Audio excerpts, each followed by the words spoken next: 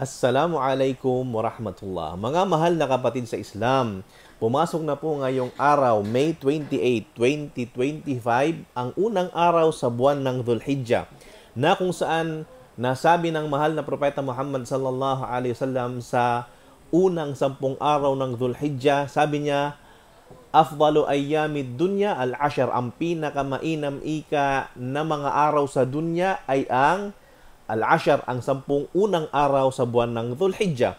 At sinabi pa ni Allah subhanahu wa ta'ala sa suratul Fajr, wal fajr wal layalin ashar. Si Allah ay sumusumpa sa al-fajr, sumpaman sa al-fajr, sa bukang liwayway, wal layalin ashar, at sumusumpa siya doon sa 10 gabi, yung mga araw sa unang 10 araw sa buwan ng Dhul-Hijjah. Ang pagsumpa dito ni Allah sa mga panahon na ito, sa unang 10 araw ng Dhul-Hijjah at saka sa Fajr, ay nangangahulugan ng kadakilaan sa mga panahon na ito. Kaya wag po nating sayangin ang mga araw na ito at magsumikap po tayo, mga mahal na kapatid, sa paggawa ng mga kabutin at pagsamba para kay Allah subhanahu wa ta'ala. Sabi pa nga ng mahal na Propeta Muhammad sallallahu alaihi wasallam, ma min ayyamin al-amalu as-salihu fiha ahabbu ila Allah min hadhihi al-ayyam, يعني أيام العشر. قالوا ولا الجهاد في سبيل الله يا رسول الله ولا الجهاد في سبيل الله. قال ولا الجهاد في سبيل الله إلا رجل خرج بنفسه وماله ولم يرجع بذلك بشيء. Sabi ng mahal na Propeta Muhammad sa isang hadith, walang ibang araw na ang paggawa dito ng kabutihan ay kaibig-ibig at kamahal-mahal kay Allah maliban dito sa mga 10 araw, unang 10 araw ng Dhul-Hijjah. Ang Dhul-Hijjah, ibig sabihin yung unang 10 araw ng Dhul-Hijjah.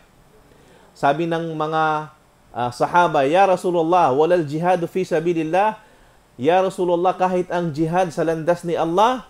Sabi ng mahal na Propeta Muhammad, kahit ang jihad fi sabilillah, maliban sa isang tao na siya ay lumabas sa kasama ang kanyang kayamanan at ang kanyang sarili at hindi na siya nakabalik sa kanyang pinanggalingan. Ibig sabihin siya ay nasyahid kasama ang kanyang sarili, kasama ang kanyang kayamanan. Allahu Akbar, mga kapatid sa Islam.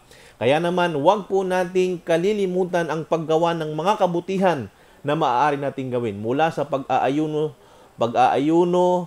pagsasagawa ng pagbabasa ng Quran, pagdidikir, yung tahlil, tahmid, at saka yung takbir, at anumang mga gawain, pagbibigay ng sadaqah sa mga magsasagawa ng hajj at yung kayang magsagawa ng hajj, at yung mga tinatawag na pag-aalay ng kurban o ng udhiyah, at marami pang iba, mga mahal na kapatid sa Islam.